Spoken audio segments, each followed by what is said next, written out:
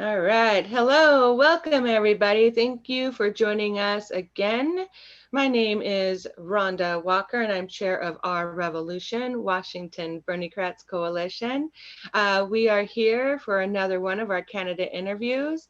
We are joined with Courtney Love, who is our vice chair, also Marilyn Chase, former senator, and Karen Chase. Between all of us, we're going to have a few different questions for Shirley throughout this interview. So we'd like to welcome Shirley Sutton. Shirley Sutton is running for Washington State Representative in Legislative District 32. So would you mind, Shirley, introducing yourself? Tell us a little bit about your district and what actually got you to run, especially in today's climate. I'd be glad to. Thank you very much, Rhonda, and thanks for inviting me. This is pretty exciting. I'm getting to a point in my life where I'm finally being able to really not only have a lot of educational background that I can share, but also where I can help people. And that's always been my platform. All my life, I've worked with community to find solutions that support equity, well-being, sustainability, and improved public systems. And that's where my heart is. My experience on the Linwood City Council for the last 4 years has already taught me that there needs to be stronger leadership at the higher level. And that's why I'm very interested in this position. Team Sutton, as they call themselves, is just really my support. And of course, being endorsed by Senator Chase and a number of folks at this point in time has just really been thrilling. Although it's a lot of work, because there's many folks that want their voices heard. And so I've been getting a lot of emails and a lot of phone calls and so forth. And most recently, I had an elder, which I consider myself too an elder, call me and was very devastated, thinking that somebody was trying to poison her and so forth. And at first I thought, no, this must be a joke, but it wasn't a joke. And so I got in contact with people I knew that could really go out and physically see her and talk to her. And so those are the things that I take very seriously.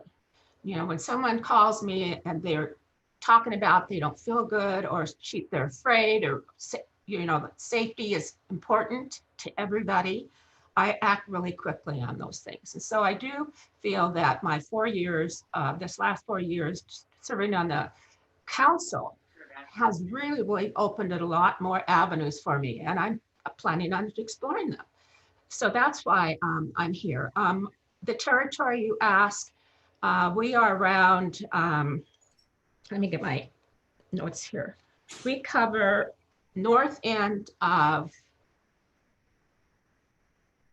King County, goes up to the south end of Snohomish County. No, that's wrong. North end of Snohomish County. South end of Snohomish County. There you go. North end of King County.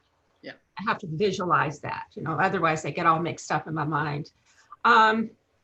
So in the interaction between our public network and business community, to me, are very essential. And that's part of the vibrant local community. I mean, that's what makes us who we are.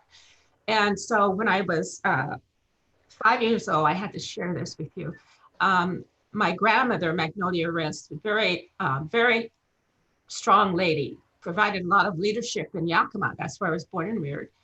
And so she would take me on with her when she'd go to her meetings, Democratic meetings, NAACP meetings, Urban League meetings. And so I got, since I was her first grandchild, she was very, very protective of me. So she would take me around and I got to know people. And I thought, I didn't know at that time that was a grooming period for me, because I couldn't understand. Here I'm 5 years old and, you know, not understanding all these dynamics. But what I realized when I got to my older age, I thought, you know, my grandmother did some good things because she taught me stick-to-itness. She taught me never let somebody tell you you can't do it when you know you can. And she really was the one that made me who I am today, along with my mom and my other relatives as well. But you know, my bringing up was in a segregated community there in Yakima, and the individuals that generally lived on the east side of the tracks were the poor or those of color. And I remember my mom and dad talking about wanting to get into the grocery business at this point. And so they went to the bank, local bank, to have a request for a loan. And the banker said, no, we can't give you money because you're redline. Well, they didn't know what that really meant. So they didn't give up. So they came back to the greater community, all of us on the southeast community, and behold, people said, we will help you get some money to establish that market, because it was a community market, and many of the folks there didn't have transportation where they could go to the big box stores at that point in time. And so anyway, they did. They got their store going on. And my grandmother, in the meantime, she has these, every year she has this massive garden and all the vegetables a person could ever want. And so whenever hard times hit somebody, they come over, knock on her door, and they say, Magnolia, can I have lettuce? Magnolia, can I have carrots? Magnolia, can I have this and that and the other? She said, go right ahead. So we took care of our community at that point in time. And I think that that's a sense that I still bring, even at my age, taking care of your community and doing right by them and supporting them. Oh, that's beautiful. And something that's definitely gone by the wayside in these years is really that community building, that community connection. It'd be beautiful to have some of that back again. Yes, it's needed. It's needed. Well, thank you for taking your time and meeting with us. We really appreciate it. One of the things that we are really about is anti-corruption and election reform, and kind of watching where that big money is coming from. So could you go into a little bit about how you are fundraising, and if you are taking any like big fossil fuel or big pharmaceutical money, or if you plan on doing any of that, are you selective at all on any funding that would come in? I'm very selective. One of the things that I have seen and more so have been enforced in my mind is people that really have sold out. We are given a criteria, and we take an oath to be inclusive, equitable in our decisions, and to help move our community forward. I'm not interested in big PAC money, corporation money. That's not what I'm all about. I come from humble beginnings, so I know that if you need to do something, you normally would find people that would help do something.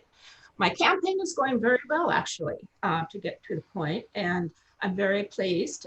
We've raised some money, not the amount that we're hoping that we'll have in going into the final, but I have donors from the community, and I have individuals that are providing services on their own dime or dollar, and it's been really very interesting for me to go through this process. And I do expect that we will, going into the big campaign, that we'll have more interest in people, because sometimes I think I don't really want people to, especially in this time of pandemic, to have them contribute when I know that all of us are suffering because our economic standing has starting to fall through the cracks, and people need to have their money to take care of their basic needs and their families and pay their mortgage and rent, which is now starting to be a problem with many. So I'm very pleased with what's going on, and I'm very, very fortunate to have, as I said, a lot of support as it is now. Oh, beautiful. Another thing that tends to keep marginalized voices from getting into office, or even third-party voices, is our election system, especially here in Washington State. We have this kind of jungle two-party, top two system here. One thing that will be worked on and has been being worked on, but going to be a goal this next year or so, is really working on bringing in like ranked choice voting or like a star voting system. Have you heard about ranked choice voting, and what are your feelings on that? I really haven't studied that platform. I do know that, that it has to do with helping people, perhaps, maybe low income people, more so than anything, I'm hoping. And we do need to have some rent control as it is now, because the builders that come into our communities and build these elaborate homes, most people can't even afford. And so there needs to be some kind of rent control at some level. And we need. Oh, I'm gonna stop you real quick. Rank choice voting. We will be actually getting into some rent control. There's a bigger, deeper conversation there. But rank choice voting. So it's a way that you can vote instead of just one person, like who you want. You can rank like, okay, I really like this person the best, but I'd be okay with this one if they ended up getting through, or I really, so you got 1, 2, 3. So people can kind of rank their choices, because a lot of times people are, worried about the spoiler effect. And so this would kind of eliminate a way to eliminate the spoiler effect, because normally in the top two, either like more of an establishment Dem and an establishment Republican or whatever, usually get through. And our a lot of our communities, marginalized communities here, have had people step up to run for positions, but because they're not in these establishment parts, they don't really get enough traction to try to make the top two. So and people are afraid to vote for them because they think it'll take it away from that Dem, but they may like this person, but they not as established. So it gives the opportunity, like, okay, I'm going to vote for this one because I really like them, but I'll also vote for this and I'll be happy for it. This is number one. Number two, if number one doesn't go through, then your number two choice gets to be picked. And so you're still happy about that. What do you think about that kind of a system that allows like a choice more than just one of many? I see. Yeah, I think that's really probably a lot fairer than how we're dealing with it right now. So yeah, I'd recommend Fair Vote Washington are heading that up. So if you get a chance, I'd really recommend reaching out to them. They can go more in depth, and they are working on the ranked choice, but looking at a proportional representation happening, like so districts. So you have actually a group of people you can vote for versus one person from every district. You can so yeah, I've just encouraged, because I think they're going to be it's one of those things that are going to be brought in and worked on in legislature this next year or so. So what is the name again? Fair Vote Washington. Thank you. Courtney, did you have something? I thought were you chiming in first? I was just going to say, rather than that we would share that information so that she can review it. Yeah, I was just trying to make right. I was trying to see if she if she'd be right. that if it came in front of you, if you'd be open to a different voting system that would be tend to be more open to voices that don't tend to normally get one. So is it more progressive than what we're doing? Oh, okay. Yes. Wonderful. Thank you. I'll go ahead and pass it on to Courtney. Go ahead. And so let's talk about rent control. Currently, our state has a ban on rent control. So it sounds like you'd be willing to work on having that reversed. And are you, do you have suggestions as to other tenants' rights proposals or any other public housing suggestions? Well, to answer your question about the affordable housing is what I always say that we need more of. We don't need to have these houses built that only very, very few people, upper echelon, occupy. We need housing. It's a human right. We need to have and be prepared for that now, even more so, because we know there will be people that will be pushed out. We know there will be people that will be evicted. And especially the elders have been in their homes for 40-something years, and they're going to have to find something else, someplace else to live, basically, they'll lose their homes. And so I'm very, very cognizant of that.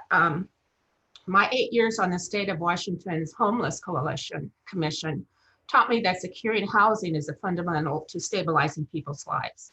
And I do truly believe that because I have experience in the Edmonds education arena. And I know that through students who were homeless versus students who had shelter and had the basic needs, they were less likely to succeed.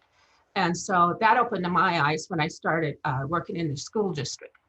And having the opportunity to apply for a grant to prepare and develop and prepare a program for homeless students and their parents. And so I knew that it was really, really crucial at that time, especially when I started visiting the homes.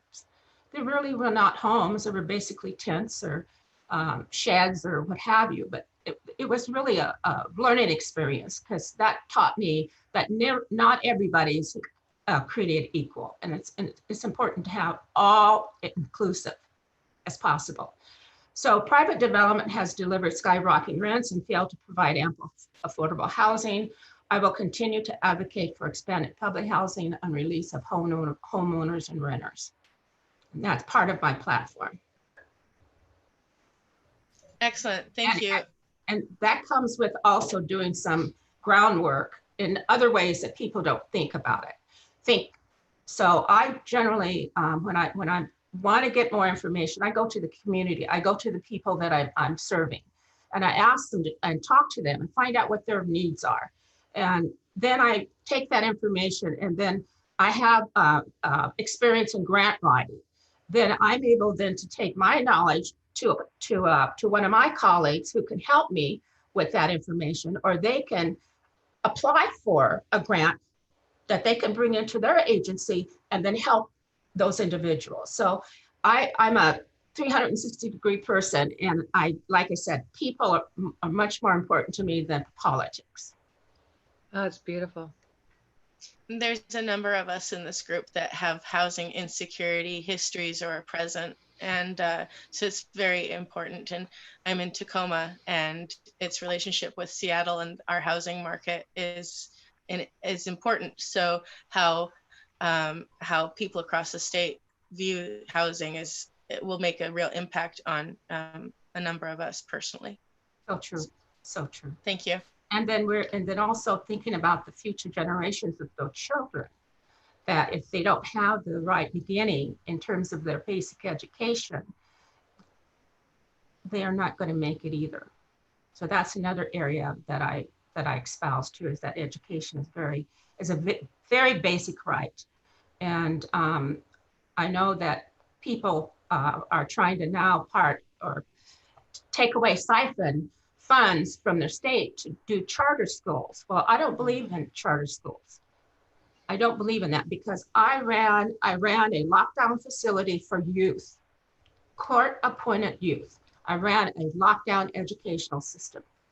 And all that took was to find out why those kids ended up where they were. And mostly it was because the parents didn't have shelter, they didn't have clothing, they didn't have the basic needs. And so it has to start a lot earlier than all of a sudden you have a child going into first grade or second grade or whatever it might be. It has to start at the home. And that home has to be healthy, stabilized, and safe. Ah, beautiful. Education was a piece, of course, we were going to talk about. So I'm glad you got into that. What's your thoughts about now with COVID and the not sure of really what's going to happen with school this next year, other than, it's going to start with online here in Washington State.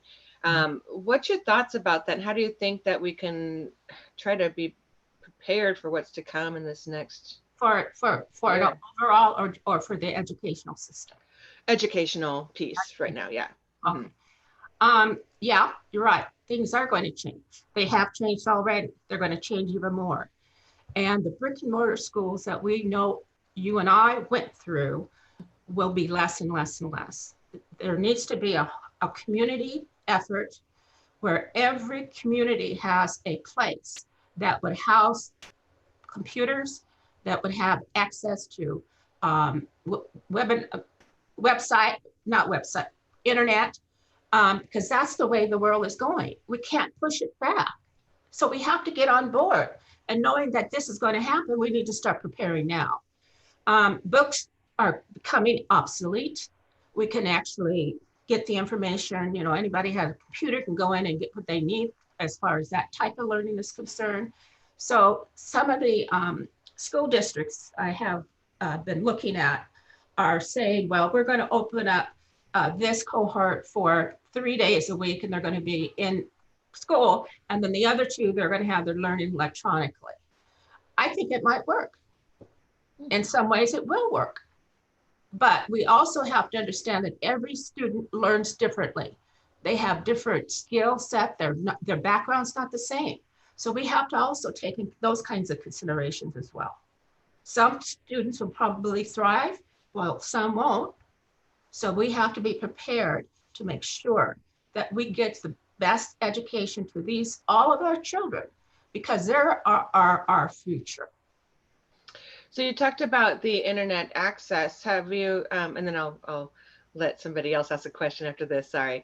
But just because you hit on the internet, what's your feeling about, municipal broadband, like making it a utility for everyone, of course, expanding into our rural districts as well, but how do you feel about that piece of it? I think on a local level, it's very important for the cities to get on board. Even if the city themselves are the ones that provide that broadband.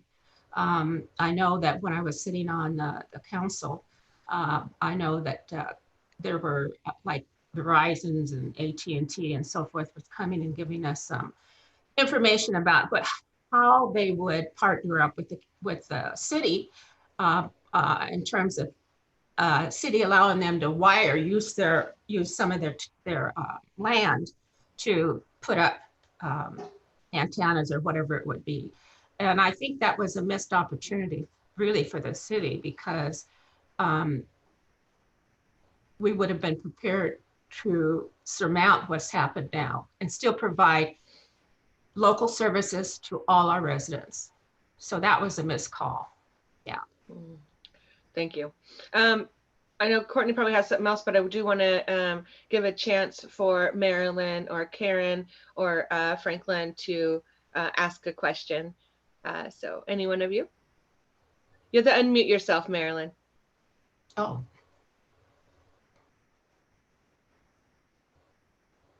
There we go. Good, thank you, thank you. I do have a question. Shirley, you're a civil rights leader in the community. And we're witnessing some of the most egregious examples, particularly in Snohomish County, of white nationalism and Proud Boys, and they've got a lot more than just white nationalism. What are your views on that, and what do you think we could do, and how should we be handling all of those events? I think it's very important, Marilyn, to listen to our population, listen to our residents who's been affected by these kinds of activities. We've had already some very disappointing situations that's involved the police already, and it doesn't seem, for some reason, people just don't get it. If we are not together, we shouldn't have to have a young lady who was almost visually attacked and ran over by another neighbor just because of the fact of her skin color. And that's what all that was about. We've also had a lot of white nationalists around the north side or north end of Washington. And they have brutalized people. They've gone into bars, they've started fights, they've done so many things that one shouldn't have to expect to go through in this 2020 era. I am really supportive of our organizations that work to try and eliminate the racism that it continues to blossom, as I call it, into our communities. And I also believe that having police, we need to revisit that. We need to know they can do better than what they're doing, because they're not really helping. They're, in most cases, they're causing more dilemma than help. And that's why I do believe our police officers or services, they need to be, but some of their budget needs to be going to coffers to help people who really need it, not only from a mental health perspective, but also for just a basic right when it comes to healthcare, when it comes to education. We need to have those dollars. And so as far as I'm concerned, that is one way that we can start combating the racism that's going on. And then that also allows us to get back into the community mode and have the community more involved, have the community have more insight over the police. We need community guardians. We don't need warriors. And that's what I see that goes on. Education, yeah, that might be a way, but if you're not really, how can I say this? If you're not really into education, there's people that'll go to training, diversity inclusive training. They'll go through that training, but they don't take that training out and continue the training. Because just because you have one shot doesn't mean that's going to cover all your sickness or illnesses. And mentally, how some folks think, we need to have a clearing of this mind. We need to have people who really, really want to be the best that they can be and contribute the best into our human resource. And that's the way I look at it. Now, as somebody that's been in civil rights for a long time, I know it's a hard fight, because we do have that indoctrination already especially in my generation, where just because you happen to be a person of color, that you are looked upon as being less valued. And that thought process is acted out in having our children accosted by the police. It's beared out in having the correctional, sending more of our adults to jail and prisons. The change has to come from here first. And then after it comes from here and is put into action, it would be I think it'll be a lot more healthier mentally, a lot more from the educational standpoint. It's a right that we are able to and be part of this democratic process that we are now talking about. Beautiful, thank you. I think Courtney had something. Were you getting ready to? It was almost a testimonial. If you want to hear that. I'm in Tacoma, and I-976, some of the first statewide police reforms were motivated because of the Tacoma Police Department's murder of Jackie Salyers, a Puyallup tribal member who was also pregnant.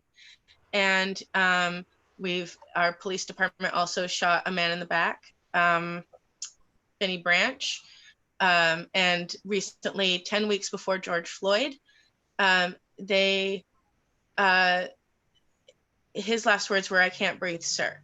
So they also had a knee compressed him. So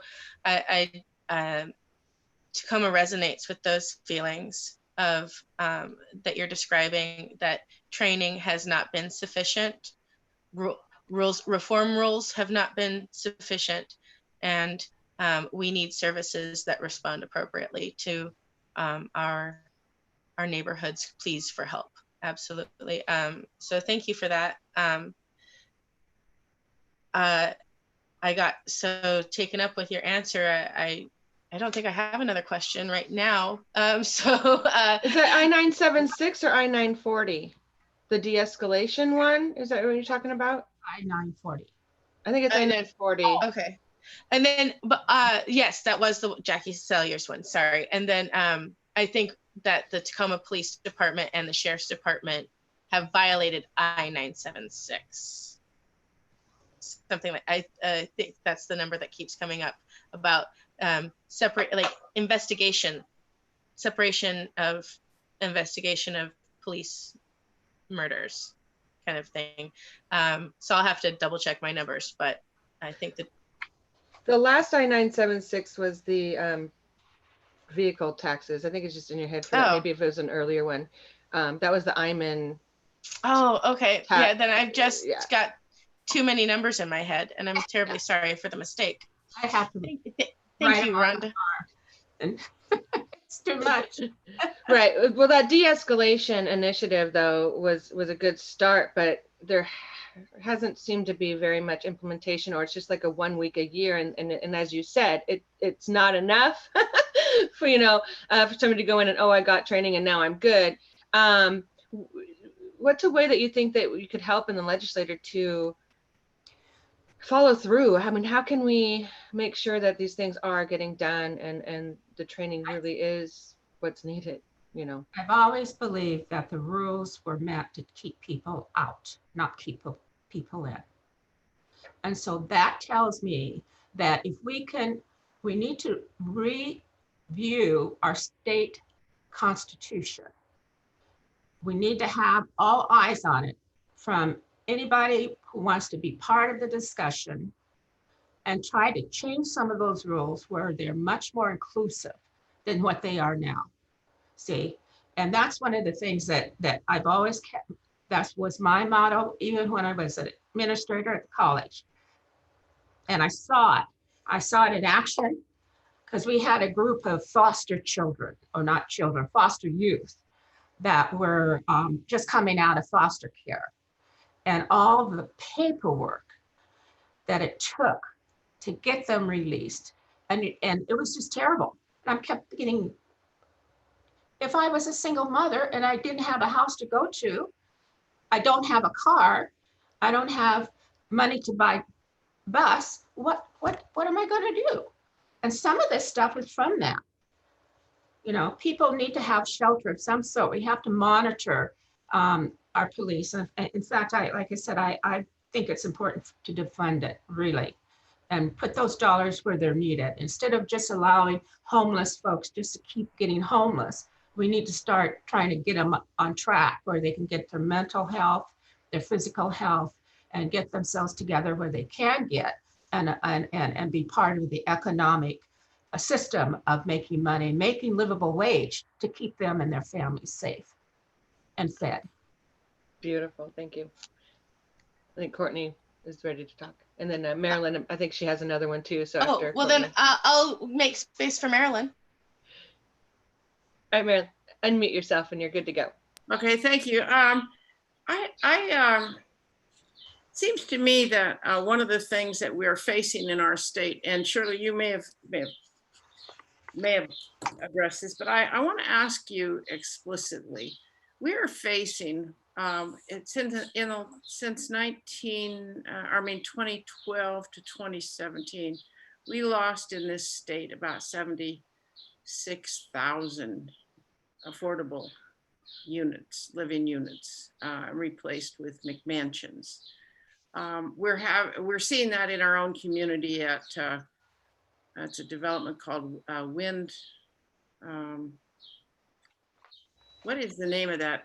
A low-end community in Linwood that is being dismantled.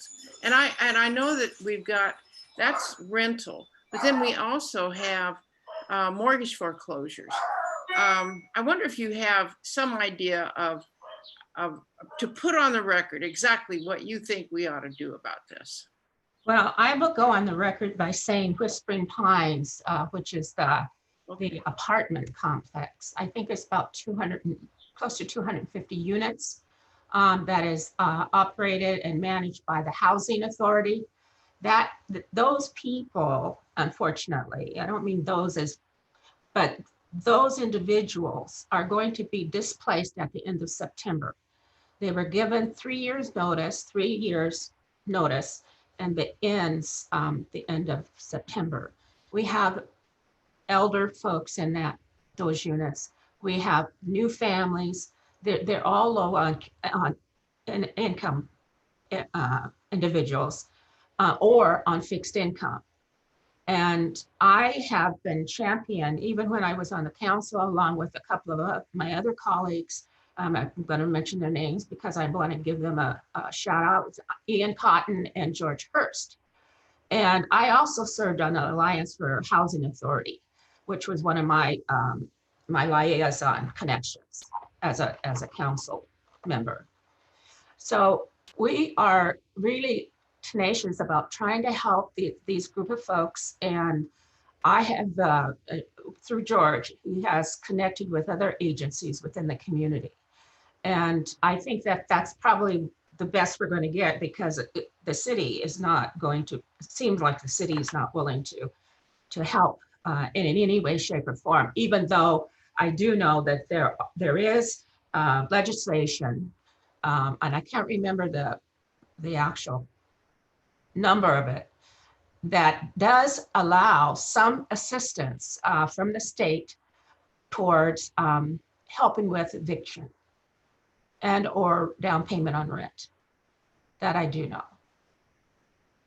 There's also other situations that we had another situation where we allowed senior housing to come in and build a complex with the understanding that it was for low income individuals, fixed income individuals. Mm-hmm. It started out like that for 3 years. Then after 3 years, they sold that property to private. And then the rate, one of the things they did with owners, they raised the rate, the rental rate. So therefore, some folks that couldn't afford that, again, were thrown out and didn't have any place to go because we don't have enough public housing. And I'm hoping that one of the things I can certainly do and espouse on is that we don't need to keep giving builders and contractors our land, state land, because it belongs to all of you, all of us, not just one person or what have you. I mean, we all need to have ownership of this. And so my hope is that I'll be able to put some kind of legislation together, along with other colleagues who believe like I do, and come up with a real much more friendly plan besides just evicting people and tell them they have to go look for, for their own housing. It doesn't sit well with me. Well, I appreciate that, because we do not have the housing stock to house the constituents you're referring to. We just simply don't have any place for them to go except a tent. And or in the landscape outside. And we kick them out of the parks. Yeah. I mean, it's just nuts. We're not helping our communities. We're not helping our residents. We're not helping our children. We're not taking care of our leadership for the future. We look at certain people as disposable. Well, nobody's disposable. They should never be thought as being disposable. So that's my important thing. I'm very strong about some of these issues, and I'm afraid if I'm coming across as being a bully, I apologize. Not bully. You actually gave me chills because it's so beautiful. It's, nobody's disposable is absolutely correct. Thank you for that.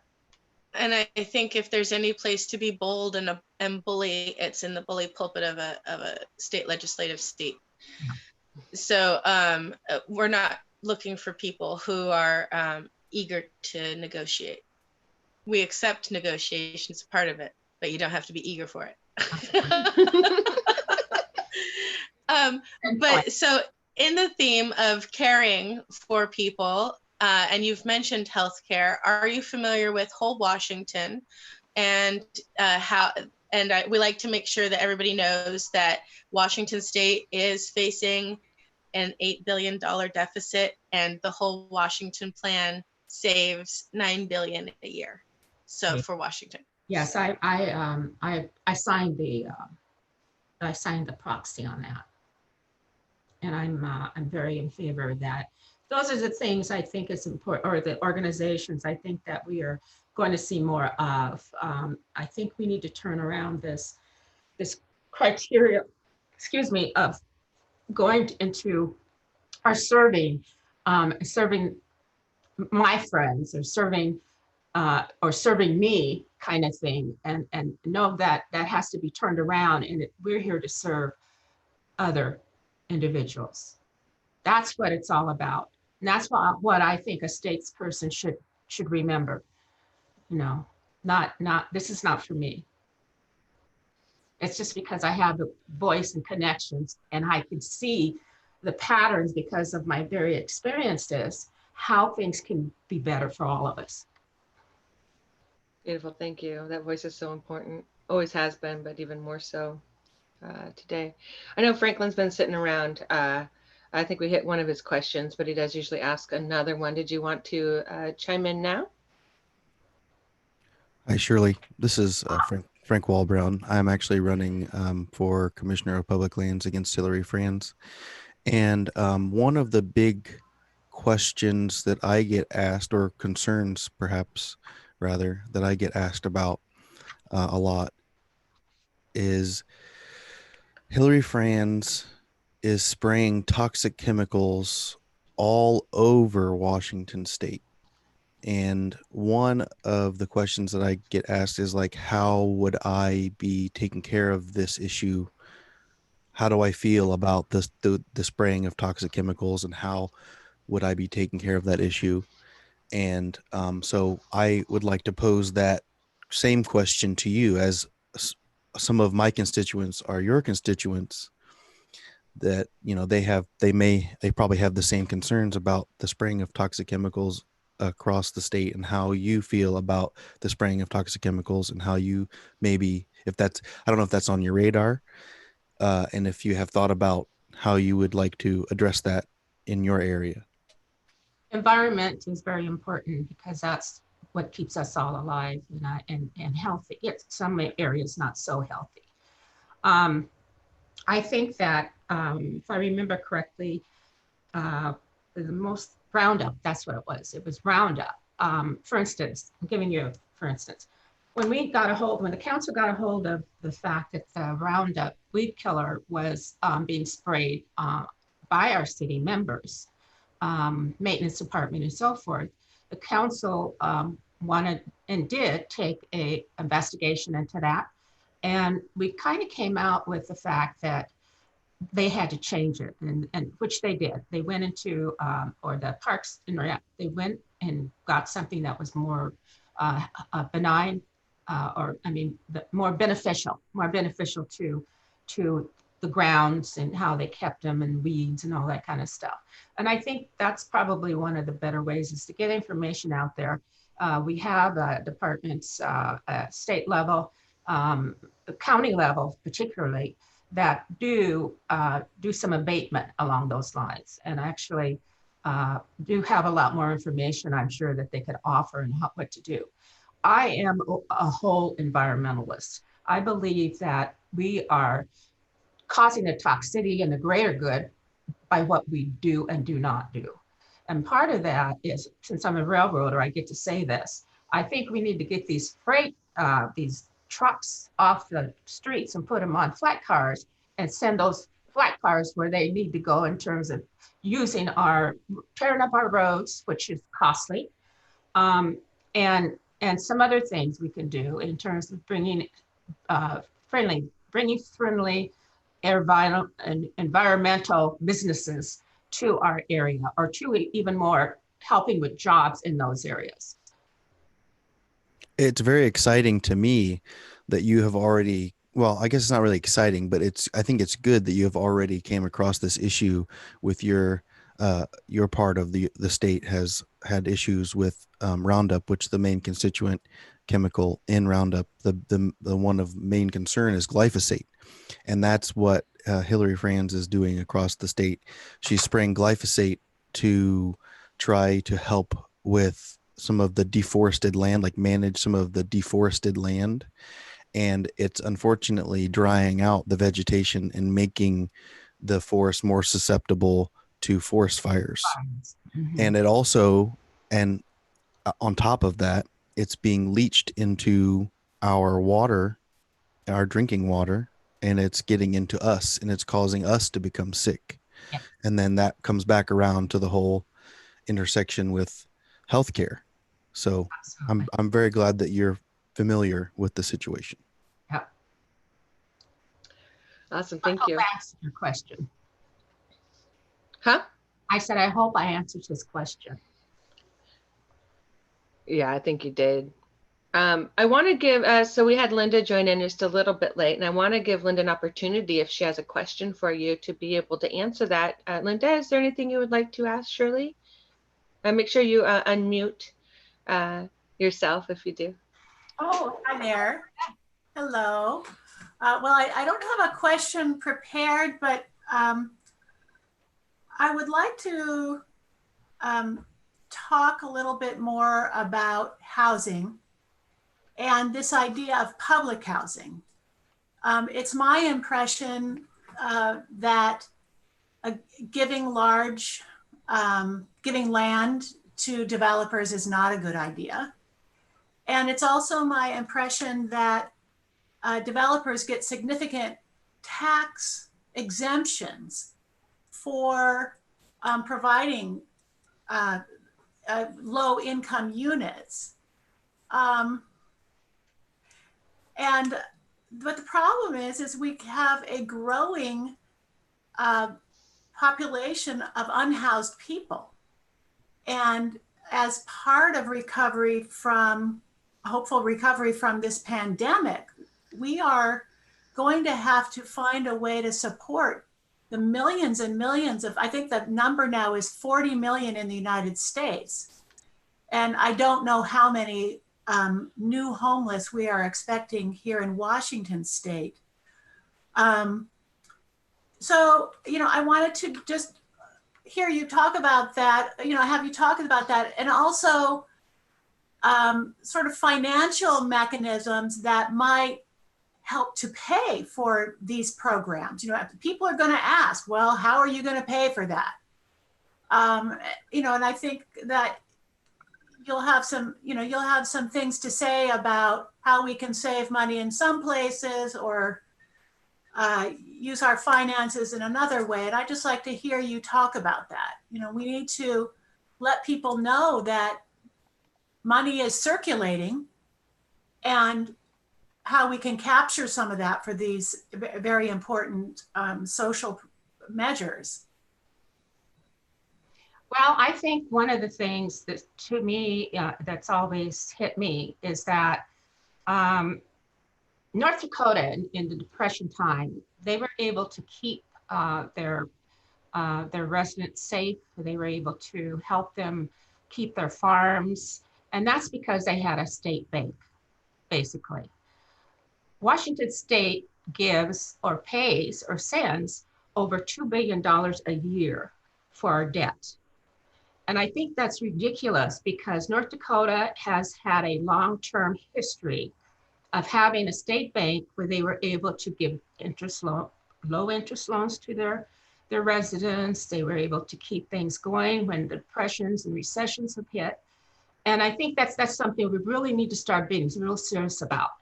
And that's the number one thing I think would help alleviate some of this crisis that's going on. Instead of us sending our money out, we should be sending our money to our own programs and to our own people here in the state of Washington. Oh, beautiful answer. I love the state bank. State bank is one of our top priorities too. So thank you for mentioning that. Was there anything else, Linda, to that of your question? Well, yeah, I also support the idea of a state bank.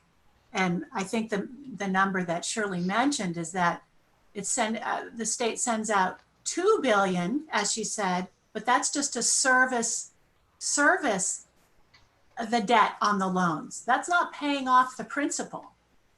So, I think what Shirley said also applies to you know, so much of the infrastructure that we need to build in this state or rebuild, like the bridges, right, going to West Seattle. So I don't have another question prepared. I wonder if the idea of, I wonder if you have spoken yet, Shirley, about taxation and fair taxation? No, but I would like to talk about that. Oh, okay. And I just, before you get going on that, I just want to let you know that we are, you know, getting close to an hour. And so if you're okay with going, we're more than happy to. I just don't know if you had to be done at a certain time or not. Well, Really. I arranged from 1:30 to 2:30.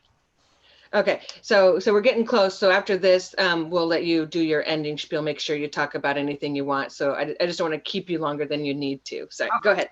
Thank you. Yes, taxation. Well, you know, I think that's the other crux.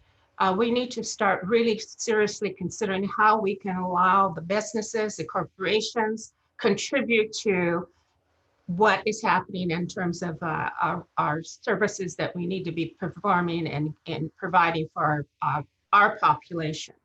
It's not feasible for the lower income, mid income people, residents, be taxed high for the loss of the corporations who can contribute a lot more than that. So I think that that's something that I'm going to very push as well. We've got to get this stuff turned around. It's not fair. It's inhumane for us to go ahead and accept, oh, we got another 1,000 people that are homeless. Oh, we've got another 1,000 people that are needing health care. I mean, we need to find a better way to keep our individuals in this state happy and healthy. And that's what I'm going for. Beautiful, thank you. I want to give you the opportunity right now. I know that there's always more questions. We can talk to you all day, but I want to give you the opportunity to make sure you talk about anything that we may not have touched on that you really want voters to know. So make sure you do that, and then also let everybody know where we can find you, and how we can have people help you out. Okay, thank you very much. Well, all my information, of course, is listed in the voters pamphlet and on my website, on Facebook, and on Twitter. And that's the most important thing that I really find is a hoot, because Team Sutton put it together, and it's just marvelous. And I want to thank all of you for doing that and being involved. So I just want a final note on the tax fairness. Part of what I've always wondered is, why do low-income people have to almost pay 20% of their salary of what they earn? It's not fair, and that's why I'm harping on that we need to get Bill Gates involved. We need to get all these other heavy hitters in this state that are the wealthiest, that they can help us get the state turned around. And so that is another charge that I'm looking into. I understand that Bill Gates at one time had approached, I don't know if it was state legislator or had made some mention about the corporations paying their own way. But I'm right in the midst of trying to figure that one out. And I think that would also help us alleviate the trauma that's going to be hitting us.